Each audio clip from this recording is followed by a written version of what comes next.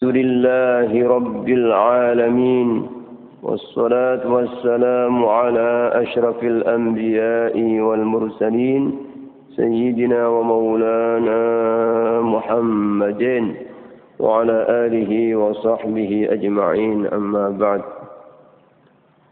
فقال الإمام قطب الدعوة والإرشاد الحبيب عبد الله بن علوي الحداد رضي الله تعالى عنه ونفعنا به وبعلومه وبأسراره في الدارين آمين. والصبر على 4 أقسام.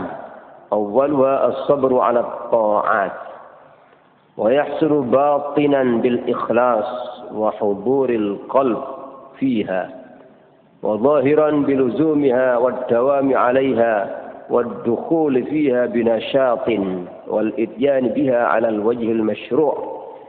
ويبعث على هذا الصبر ذكر ما وعد الله على فعل الطاعات من الثواب عاجلا وآجلا. ومن لزم الصبر على هذا الوجه وصل إلى مقام القرب. هناك يجد في الطاعات من الحلاوة واللذة والأنس ما لا يوصف، وينبغي لمن حصل له هذا الأمر أن لا يسكن إليه دون الله. Para bapak, ibu-ibu, para jamaah pengajian di Masjid Jami' yang dirahmati oleh Allah, melanjutkan kajian kita kitab Risalatul Mu'awanah Al-Imam Abdullah bin Alawi Al-Haddad menasihati kita agar dalam kehidupan ini kita senantiasa menjadi orang yang sabar. Beliau menjelaskan dalam kitab ini bahwa sabar itu ada 4 macam. Awalnya yang pertama as-sabru 'ala ta'at, sabar dalam menjalankan ketaatan, yaitu dalam melaksanakan perintah-perintah Allah berupa ibadah apapun, baik ibadah-ibadah wajib maupun ibadah-ibadah sunnah. Wa yahsulu batinan bil ikhlas, dan berhasillah untuk melaksanakan sabar itu secara batin, ya, dengan ikhlas. Artinya agar supaya ibadah apapun, ketaatan apapun yang kita lakukan itu dianggap berhasil, maka kita harus berusaha sabar dalam memantapkan keikhlasan. Sebab ibadah apapun itu baru dinamakan ibadah, baru dianggap ibadah oleh Allah apabila dilandasi dan didasari dengan keikhlasan. Selama masih belum ikhlas, artinya masih ada campuran-campuran niatan selain karena Allah, maka ibadah itu tidak dikatakan ibadah, tapi dianggap merupakan perbuatan syirik yang samar. Jadi justru tidak ada hasilnya, tidak dianggap, malah justru dianggap berbuat dosa yang besar. Seperti yang disabdakan oleh Nabi Muhammad SAW dalam hadis beliau, akhwafu ma akhafu ala ummati asyirku billah, kata Nabi. Sesuatu yang paling aku khawatirkan atas umatku itu adalah kemusyrikan kepada Allah. Ama inni la aqulu ya'buduna syamsan wala qamaran wala wasanan walakin a'malan li ghairillah. Saya tidak mengatakan syirik yang saya maksud ini orang menyembah matahari, menyembah bulan, menyembah patung. Bukan itu yang saya takutkan, kata Nabi. Kalau ini semua orang tahu. Walakin a'malan li ghairillah. Tetapi melakukan amalan-amalan apapun tidak karena Allah. Itu yang paling ditakuti Nabi. Sebab orang umumnya merasa seperti ibadah, padahal tidak ibadah, malah justru menurut hadis Nabi dianggap perbuatan syirik yang merupakan perbuatan dosa terbesar. Kalau sampai mati demikian, ya sudah, tidak ada harapan untuk terampuni. Dalam hadis yang lain, man shalla yura'i faqad asyraka, wa man shoma yura'i faqad asyraka, wa man tasaddaqa yura'i faqad asyraka. Barang siapa yang sholat tapi ada pamer kepada orang. Barang siapa yang puasa juga karena pamer kepada orang. Kepingin dipuji, dihormati, mungkin dikeramatkan orang, dikenal dan lain sebagainya. Kepingin mendapatkan kedudukan, jabatan, dan lain-lain. Maka orang itu dianggap syirik. Barang siapa yang sedekah, dia pamer, maka dianggap syirik. Maka kewajiban pertama, kita harus berusaha sabar. Dalam arti menahan nafsu, memerangi nafsu. Jangan sampai nafsu kita itu berkeinginan melakukan amalan apapun ada campuran karena selain Allah. Selama masih ada campuran, itu dinamakan syirik namanya. Syirik itu campur. Lah ikhlas itu lawannya syirik, bersih, murni hanya karena Allah. Tanda-tandanya ya kita semua supaya menilai diri kita masing-masing. Kita ini kinten-kinten sampun ikhlas napa dereng iki kantun menilai awak-awakan dhewe ngoten. Ukurannya orang ikhlas itu ibadah, melakukan amalan apapun sendirian dimanapun dia berada, tidak ada orang yang tahu, ada orang yang tahu berapa 1 atau 10 atau 100 ya. Dilihat orang atau dilihat hewan sama, tidak ada bedanya. Itu benar-benar orang itu ibadahnya ikhlas murni karena Allah. Dipuji atau dicaci orang sama. Itu benar-benar tidak ada campuran karena manusia. Kalau orang itu dipuji terus seneng, bangga. Kalau tidak dipuji tidak seneng. Itu berarti apa? Ada jelas kepingin dipuji berarti ibadahnya. Jadi belajar sabar itu menghilangkan itu. Termasuk kadang-kadang di tengah perjalanan kita ini ditipu, dibujuk, dipengaruhi oleh setan supaya rusak niatnya. Itu yang paling dibenci oleh setan kalau orang itu ibadah ikhlas. Berusaha untuk dirusak.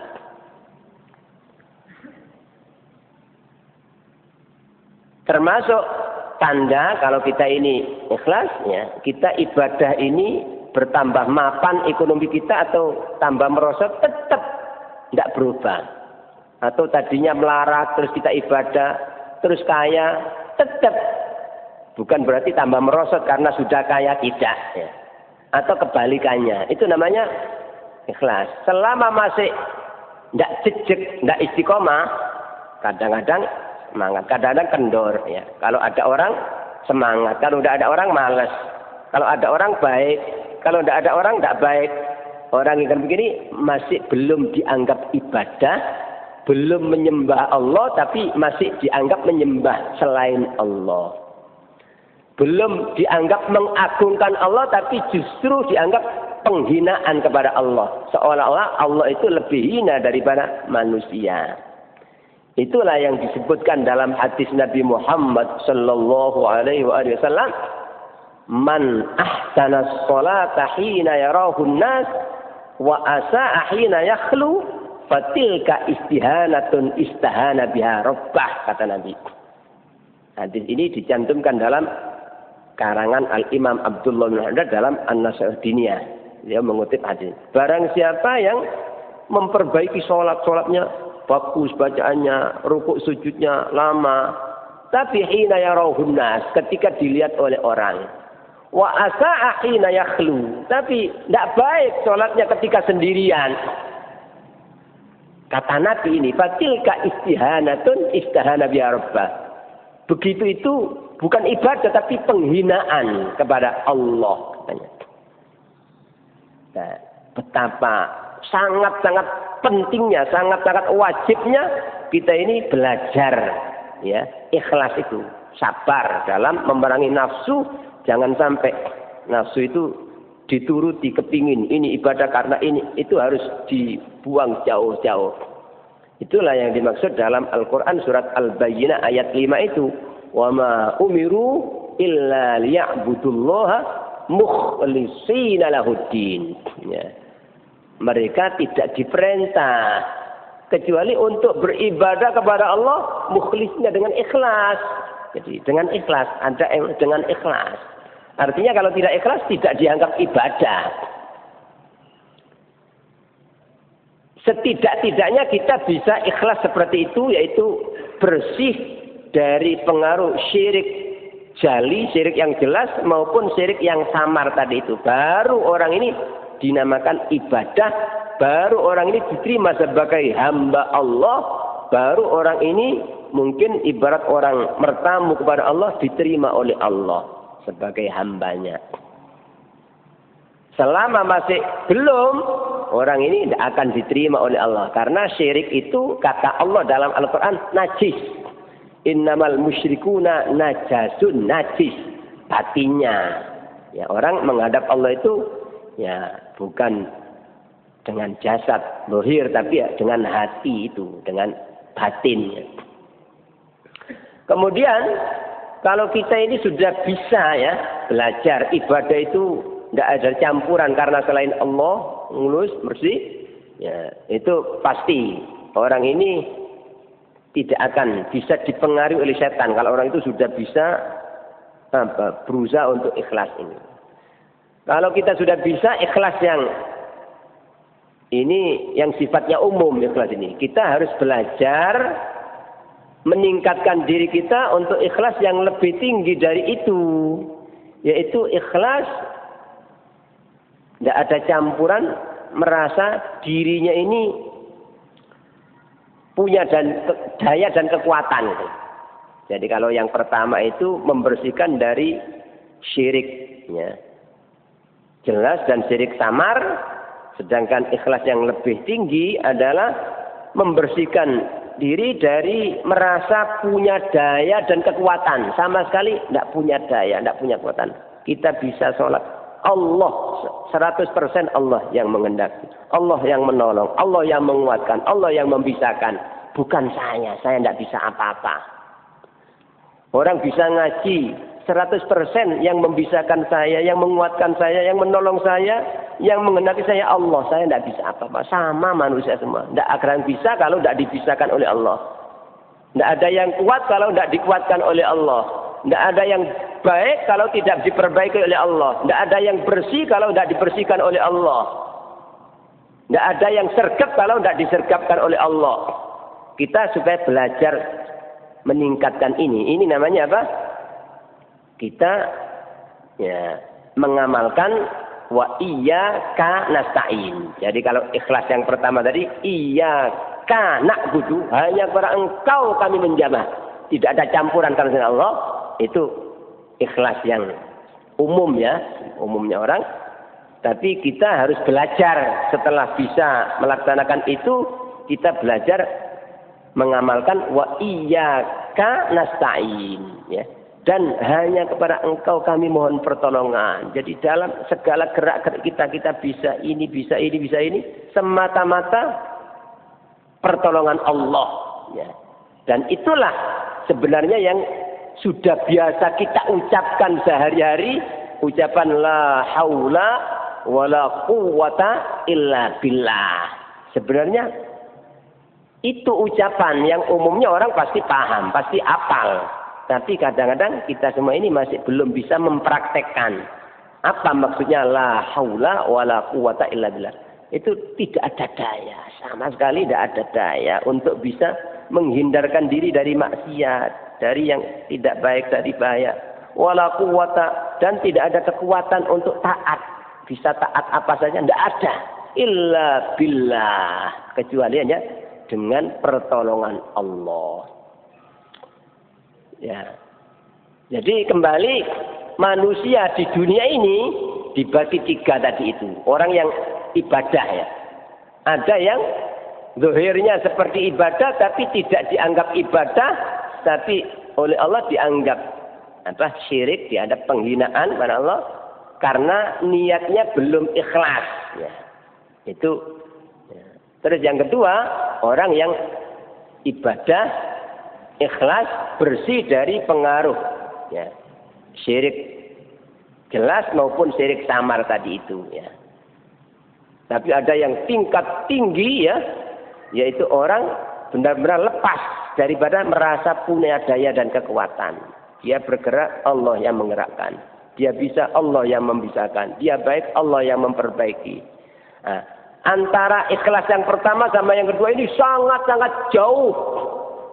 Baik itu rasa yang diperoleh ketika ibadah, itu ketika ikhlas yang sudah bisa merasakan nikmat. Tapi ketika ikhlas yang lebih nikmat, lebih ringan.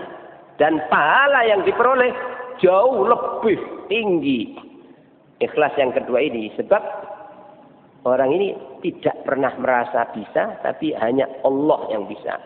Orang yang demikian, orang yang benar-benar mengenal dirinya, bahwa dirinya itu makhluk yang lemah. Orang yang demikian ini, orang yang dianggap mengenal Allah, bahwa Allah itu benar-benar maha agung, maha tinggi, maha besar. Itu. Ya. Ketika orang itu ada di hatinya kebesaran dan keagungan Allah, bisa apa saja, bukan saya tapi Allah yang bisa, yang agung Allah.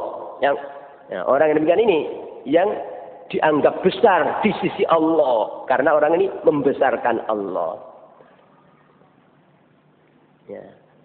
Nah, orang kalau bisa belajar meningkatkan diri ikhlas yang kedua ini, dijamin akan selamat dari sifat-sifat yang akan merusak amalan itu. Seperti ujub. Ya. Kalau orang itu kadang-kadang walaupun sudah ikhlas karena Allah, tapi masih merasa dirinya yang bisa. Ya. Koyok-koyok awake. Tapi gak ono niatan campuran karena ini, enggak, hanya karena Allah kepingin pahala di akhirat ya. Tapi kadang-kadang ada perasaan ujub, saya bisa. Nah, saya bisa ini ujub dalam bahasa Nabi itu apa? Ya, menurut hadis Nabi Muhammad SAW, perasaan ujub membanggakan diri, lupa bahwa ini semata-mata anugerah dan pertolongan Allah. Maka orang ini akan terhapus amal ibadahnya. Dengan ujub itu kata Nabi, innal ujba yahbitu amala sab'ina sanah. Sifat ujub membanggakan diri itu bisa menghapus amal ibadah 70 tahun. Kalau orang ya, kadang-kadang terus kena sombong, saya meremehkan orang seolah-olah dirinya sudah baik. Padahal hakikatnya siapapun tidak bisa apa-apa, ya. Yang berarti Allah. Ya. Dan yang sangat-sangat dikhawatirkan ketika orang merasa dirinya bisa, ya, walaupun sudah ya, ikhlas yang pertama tadi, tidak ada campuran niat karena selain Allah, tapi masih ada perasaan seperti dirinya yang bisa. Nah, ini dikhawatirkan Allah menghukum kita, mengingatkan, menegur kita gitu loh. Karena kita merasa diri kita yang bisa, kata Allah, awakmu sing bisa ya. Ya. Wis saiki kata tulungi awakmu. Saya tidak memberi kekuatan. Nah, orang yang demikian ini walaupun tadinya paling sergapnya orang, bisa berbalik 180 derajat. Jadi orang paling malas. Tadinya paling ya, kuat, ternyata berbalik menjadi paling, tadinya paling baik menjadi paling jelek. Itu banyak kita saksikan ya, di tengah-tengah masyarakat demikian. Ada orang yang tadinya baik sudah, tapi kadang-kadang ya, pas menjelang kematiannya jelek. Ini pasti ada kesalahan batin. Mungkin orang ini masih merasa dirinya bisa. Ya. Tapi kalau orang itu sudah bisa mengamalkan wa iyyaka nasta'in, la haula wala quwwata illa billah, jaminan pasti akan mulus, akan lurus, jejak. Karena selamanya tidak pernah merasa bisa, tidak pernah merasa kuat, Allah yang. Sehingga orang ini pasti lurus, istiqomah. Tidak akan kena khawatir penyakit ujub, penyakit riya, penyakit sum'ah, kepingin dikelan, sama sekali tidak ada. Sebab apa? Bukan saya yang baik, bukan saya yang bisa, bukan saya yang sergap, saya tidak bisa. Podo menungso sak donya. Walaupun dia jejer sama orang yang paling bodoh, yang paling jelek, sama, tidak akan aku lebih, tidak ada. Sebab apa? 100% aku api iki duduk aku. Allah yang ngapi'i. Aku sergepi bukan saya, tapi Allah yang nyergepkan. Saya kuat, Allah yang nguatkan, bukan saya. Kalau orang ini, walaupun sekarang jelek, kalau Allah buat besok dikasih hidayah, ditolong, bisa nyalek saya, bisa mengalahkan saya. Itu orang harus belajar sabar. Itu artinya memerangi nafsu. Jangan sampai dalam ibadah itu masih ada kepentingan nafsu tadi itu, merasa dirinya bisa, atau karena itu yang dimaksud oleh beliau.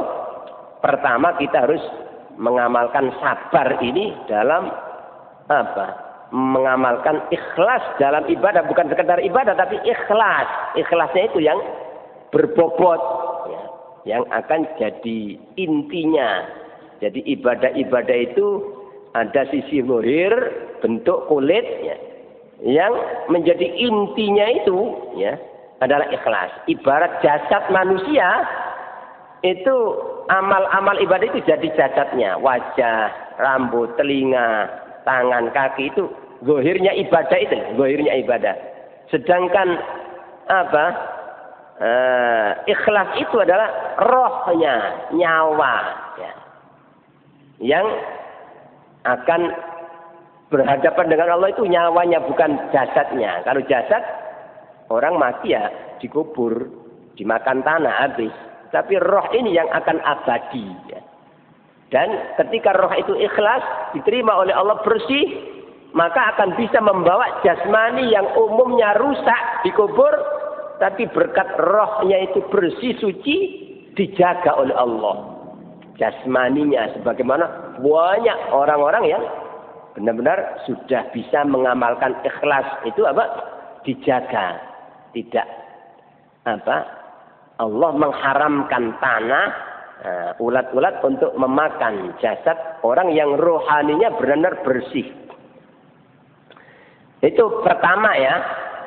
Beliau menasihati kita ini sabar memerangi nafsu itu. Jangan sampai ibadah itu pertama ada campuran niat selain karena Allah. Berapa persen pun jangan, harus bersih sih. Enggak. Terus kita berusaha mengoreksi diri kita sendiri, bagaimana ketika ibadah kita sendiri, tidak ada istri, tidak ada suami, tidak dilihat anak, tidak dilihat orang lain. Ketika ya, bagaimana dibanding dengan ketika ada orang, ya. Nah, selama masih beda, berarti kita ini harus membenahi diri sebelum kita ini dibuka besok ketika mati baru tahu, ya. Kita harus berusaha mengoreksi diri kita masing-masing. Setelah kita bisa begitu, kita tingkatkan, kita bisa apa saja, jangan sampai merasa bisa, saya bisa. Harus dibuang jauh-jauh. Saya itu loh, yang membuat orang ujub, sombong itu, saya bisa, saya punya, saya hebat itu. Tidak ada itu. Saya tidak ada. Hanya Allah yang membisahkan, Allah yang menguatkan, Allah yang memperbaiki. Ya. Sehingga orang pasti akan selalu merendah. Jadi orang paling alim pun, paling kaya, paling pangkat, paling sergap ibadah, paling sudah segala-galanya, tetap merendah. Tidak ada sombong, tidak ada meremehkan orang, tidak ada. Itu.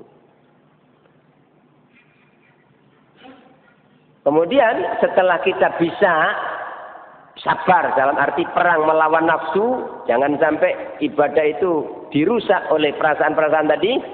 Ya, kita baru melangkah yang kedua, sabar dalam mengusahakan supaya ibadah-ibadah yang kita lakukan itu benar-benar wa huduril qalbi fiha, hadir hati di dalam ibadah itu alias ikhlas. Jadi ibadah-ibadah itu diterima apa enggak oleh Allah tergantung ikhlas tadi itu ya. Semakin tinggi kualitas ikhlasnya, semakin tinggi nilai keutamaan di Allah ya. Terus yang kedua, berapa nilai yang diberikan oleh Allah di biji piro kali Gusti Allah niku tergantung hadirnya hati, khusyuke niku. Ibarat kula panjenengan niki sembahyang 10 menit kok khusyuke sak menit, nggih sing dibiji Allah sing sak menit niku, Ya. Kalau orang itu hadirnya hati, khusyuknya itu 5 menit ya 5 menit. Kalau khusyuknya hanya takbir toh Allahu Akbar. Ya. Ingat Allah setelah itu wis kaeling blas sampai salam. Ya berarti yang dibiji oleh Allah yang dilihat hanya pas takbir sak detik mungkin. Ya. Jadi hasilnya cuma itu. Itu menurut sabda Nabi Muhammad sallallahu alaihi wasallam. Ya.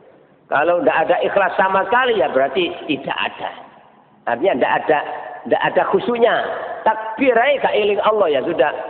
Tidak ada artinya ya kenemenan gitu apa? Mosok takbir kaeling Allah ya. Nah ini, kita semua harus belajar gitu. Ya, karena apa kalau ibadah kita ini baik, yang untung kita sendiri, bukan untuk siapa? Allah tidak butuh gitu. Jadi, tapi kalau ibadah itu kurang ya yang rugi kita sendiri. Cuma umumnya manusia itu tidak sadar, kecuali kalau sudah mati gitu. Makanya mati itu dalam bahasa Al-Qur'an disebut dengan al-yakin. Wa'bud rabbaka hatta ya'tiyakal yakin.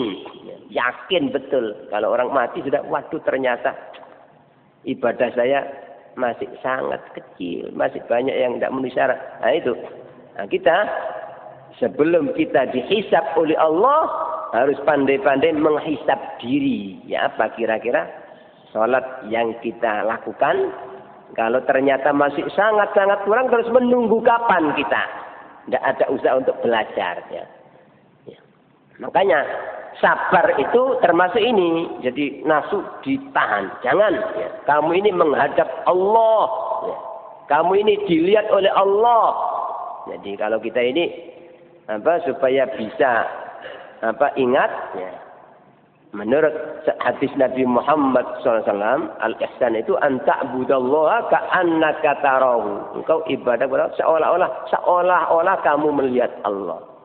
Wa illam takun tarahu, kalau kamu tidak bisa merasa seolah-olah melihat Allah, fa innahu yarak. Jadi kita sholat itu dilihat Allah. Ya. Dan kalau orang bisa berusaha, ketika lupa diingatkan lagi, kamu didelok Allah, itu didelok menungso, sing biji awakmu Allah, itu begitu terus, ya. Nanti akan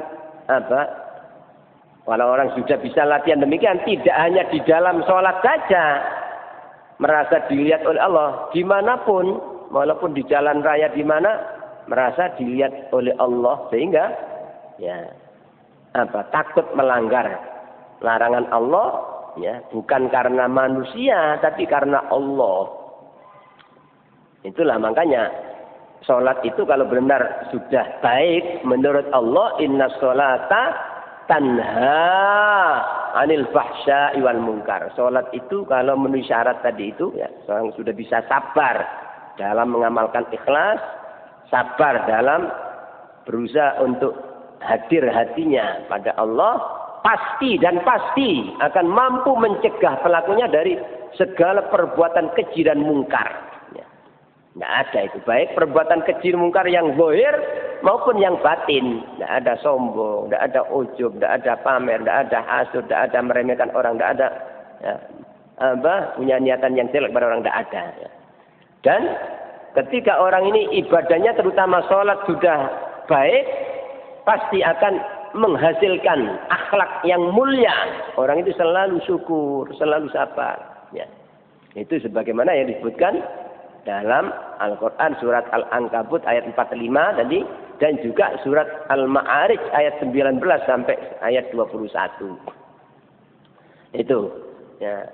Adapun ya, menurut firman Allah Subhanahu wa taala dalam Al-Qur'an surat Al-Baqarah, orang itu supaya bisa khusyuk itu ingat bahwa dirinya itu mati ketemu Allah, yakin bahwa dirinya itu ketemu Allah itu. Wasta'inu bis-sabri was-salah wa innaha lakabiratun illa 'alal khashi'in, ya. Mohonlah pertolongan kalian kepada Allah melalui sabar dan salat, ya. Wa inna, dan sebenarnya salat itu lakabiratun, pasti sangat berat kata Allah, sangat berat. Illa 'alal khashi'in, kecuali bagi orang-orang yang khusyuk. Maka tidak berat tapi ringan, bahkan nikmat, ya. Jadi kula panjenengan saged ningali awak dhewe niki wis khusyuk apa gak niki kantun niku, kira-kira salat niku abot apa enteng, ya. Bisa merasakan nikmatnya. Selama orang itu sudah bisa merasakan, berarti sudah khusyuk. Semakin, ya, sempurna merasakan nikmatnya itu semakin khusyuk, ya. Siapa itu al-khasyin? Alladzina yadhunnuna annahum mulaqu rabbihim wa annahum ilaihi raji'un. Yaitu orang-orang yang yakin bahwa dirinya itu ketemu Allah. Ya, ketemu Allah itu ya mati itu. Orang ketemu Allah itu tidak bawa awak ganteng kaya apa, ketemu Allah tidak dibawa itu, ya. Walaupun orang sekaya apapun ketemu Allah tidak kanggo itu, apa? Orang punya apa saja, ya. Hebat ya apa, ya. Ketemu Allah harus, ya, Pak. Tidak dengan itu, tapi membawa hati yang selamat. Yauma la yanfa'u malun wala banun illa man atallaha biqalbin salim. Ya. Begitu sabda Nabi Muhammad sallallahu alaihi wasallam, "Sholli sholatam waddi'in." Ya. Salatlah engkau seperti salatnya orang yang pamitan. Ya, apa sih orang pamitan? Selamat tinggal wahai istriku, selamat tinggal wahai anakku, selamat tinggal wahai mobilku, rumahku, pangkatku, jabatanku, keterangan. Ya, apa itu pamitan? Ya mati gitu, lah. Mati gak apa-apa. Nah, orang sholat itu, ya, ingat seperti itu. Ya. Itu kata Nabi, sholli sholatam waddi'in. Makanya orang-orang sholehin itu, jadi karena mau sholat itu padahal menghadap Allah, jadi sebelumnya itu sudah latihan konsentrasi, awak kata mati, kata ngadep Allah, ya. Sehingga banyak orang saleh ketika masih wudhu itu aja sudah latihan, sudah ingat saya mau, ya. Ketika mau sholat itu di samping baca Al-Falaq, An-Nas, berlindung pada Allah, mohon diberi kekuatan oleh Allah. Sebagian orang solihin itu membayangkan, jadi sebelum sholat itu koyok-koyok ketok swarga sebelah kanan, neraka sebelah kiri. Awak mulai khusyuk, ikhlas, iki swarga. Tapi oleh awakmu gak khusyuk, gak ikhlas, iki neraka iki. Terus perasaannya ki mburi iki malaikat Israel. Iki ki mburimu malaikat Israel. Jadi orang soleh itu kepingin belajar ikhlas itu seperti itu. Mau sholat itu tidak moro-moro langsung takbir, apa? Masih benar-benar menyiapkan hati, gitu, apa? Ingat, ya, iki swarga, oleh awakmu sholate apik swarga, oleh elek iki neraka iki. Ki mburimu ana malaikat Israel iki. Ki ngarepmu Allah melihat, ya, Allah mengawasi. Ya, seperti itu, ya, ini usaha dan upaya supaya kita ini apa? Ada peningkatan, ya. Memang kalau berbicara masalah berat pasti berat, gitu. Tapi kalau dikembalikan kepada Allah, tidak ada sesuatu yang berat kalau orang itu sudah ditolong oleh Allah.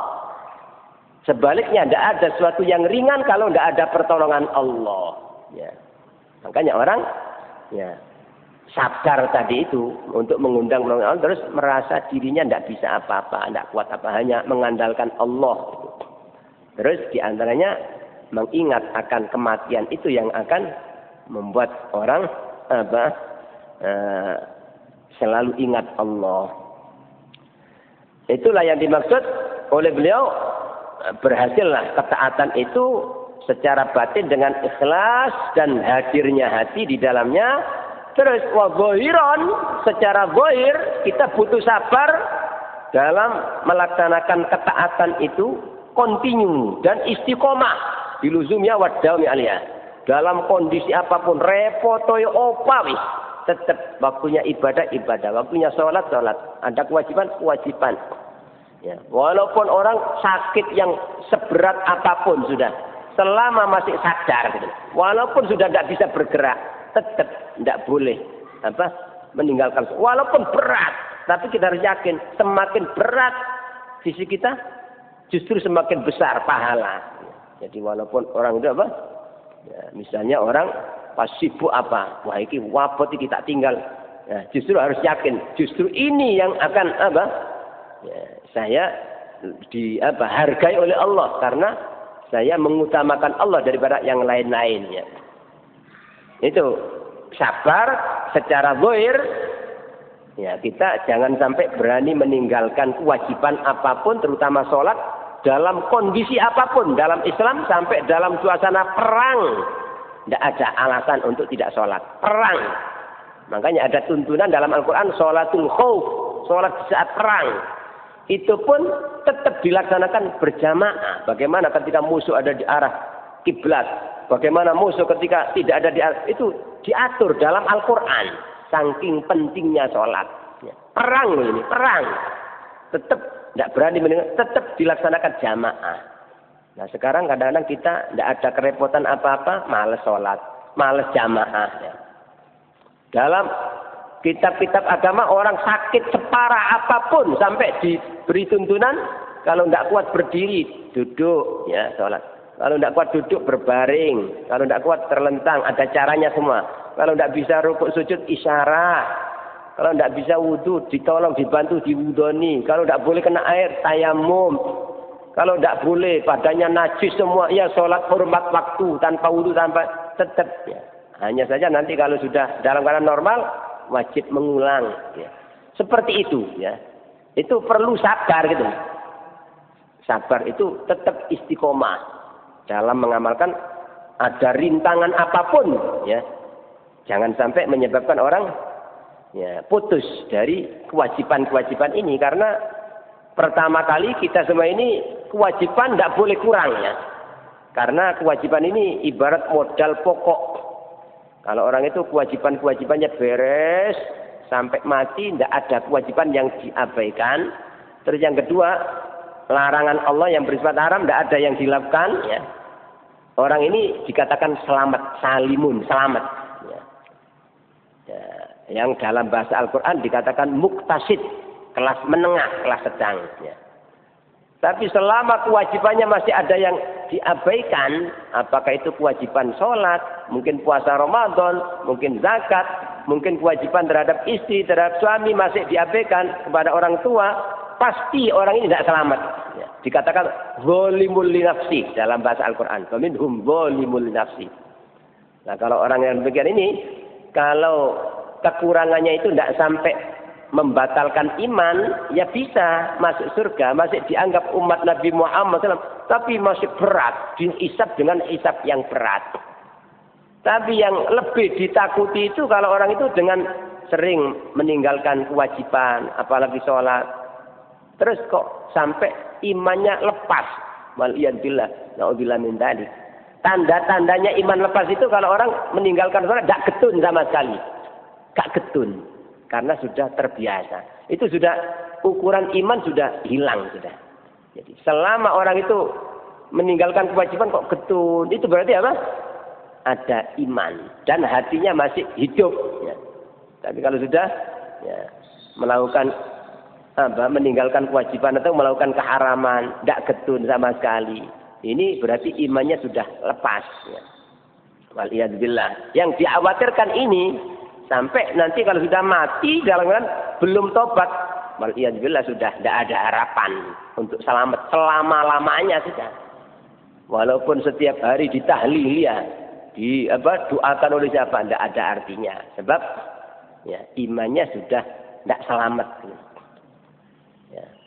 Nah, kita harus sabar dalam melaksanakan ibadah itu tidak hanya yang wajib-wajib, walaupun yang wajib itu yang pokok ya. Setelah yang wajib-wajib ini tidak pernah diabaikan, dilalaikan, ya. Terus kita berusaha melaksanakan sunnah-sunnah itu juga istiqomah sampai perasaan kita seperti wajib. Sehingga kita kehilangan sunnah itu seperti merasa rugi. Orang ini berarti meningkat nanti, ya.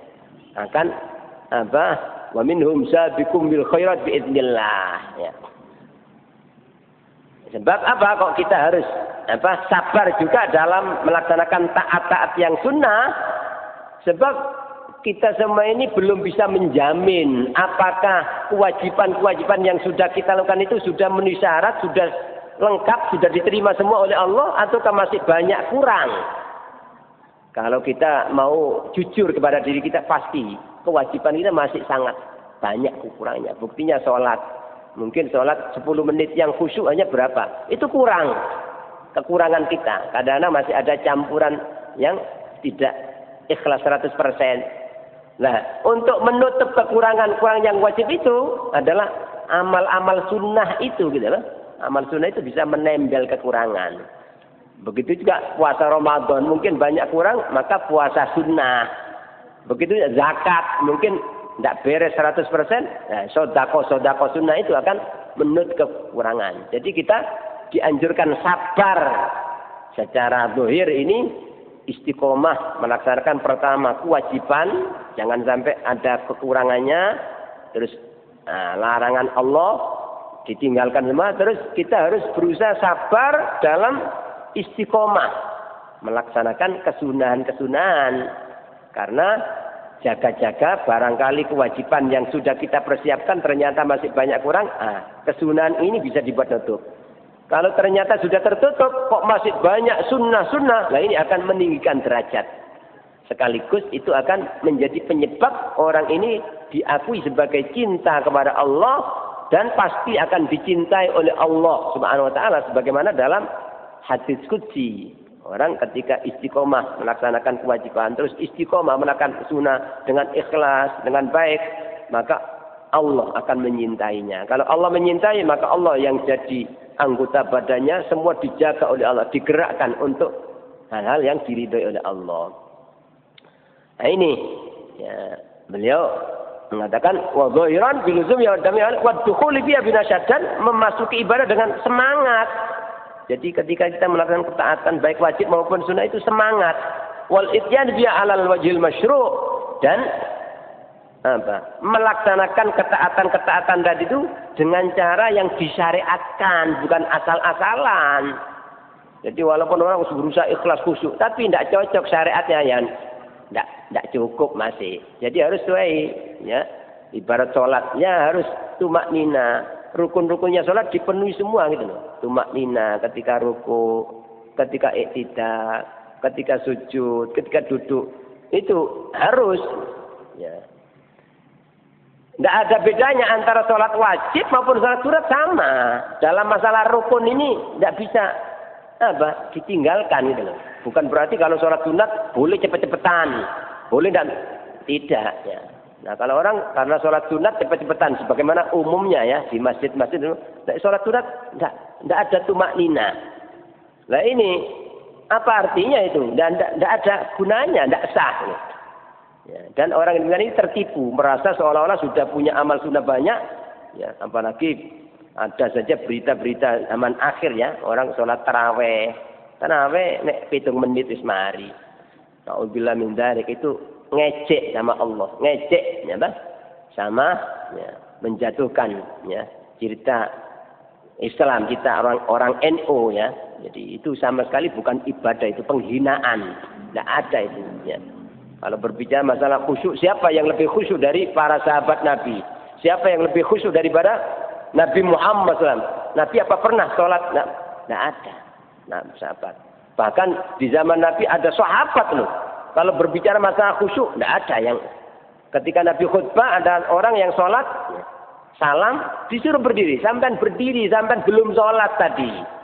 Berdiri sholat lagi. Setelah salam, disuruh berdiri lagi, sampai 3 kali. Sahabat loh, sahabat, orang yang menangi Nabi seperti itu. Ya, itu artinya tidak bisa, orang itu hanya baik batinnya, tapi zahirnya tidak baik, atau zahirnya baik, harus kedua-duanya ya. Antara syariat dan hakikat ini berjalan bersama-sama. Itulah barangkali yang bisa kami sampaikan dalam kesempatan ini. Mudah-mudahan dengan rahmat dan pertolongan Allah kita bisa mengamalkan nasihat-nasihat Al-Imam Abdullah bin Alawi Al-Haddad, sehingga insya Allah kita bisa meningkatkan kualitas ibadah-ibadah kita, dan mudah-mudahan semuanya diterima oleh Allah SWT. segala kekurangan kita selama ini mudah-mudahan diampuni dan dimaafkan oleh Allah. Mudah-mudahan kita masih diberikan tambahan umur, ilmu, rezeki yang barokah, manfaat sewaktu-waktu kita dipanggil menghadap Allah dalam kondisi iman, Islam dan husnul khotimah. Amin ya rabbal alamin. Astaghfirullah Rabbal baraya. Astaghfirullah minal khataya. Rabbi zidni ilman nafi'ah wa wafiqni amalan maqbulan. Bismillahirrahmanirrahim. Allahumma salli wa sallim wa barik ala sayyidina Muhammadin nabiyil ummi. ربنا ظلمنا أنفسنا إن لم تغفر لنا وترحمنا ربنا انفعنا بما علمتنا رب علمنا الذي ينفعنا رب زدنا علما. اللهم إنا نسألك العافية في الدنيا والآخرة وصلى الله على سيدنا محمد. آمين. الفاتحة.